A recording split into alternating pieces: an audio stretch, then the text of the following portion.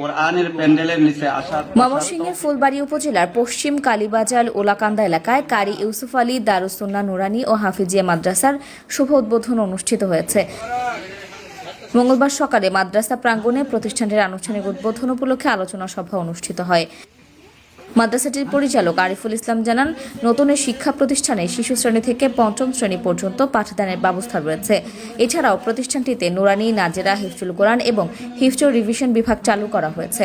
পাশাপাশি হিফজ বিভাগের শিক্ষার্থীদের জন্য বাংলা, ইংরেজি ও গণিত বিষয়ে ক্লাসের ব্যবস্থাও রাখা হয়েছে। আমি অত্র অঞ্চলের এলাকাবাসীদেরকে বলবো যে আপনারা এই প্রতিষ্ঠানের জন্য খাস করে দোয়া করবেন।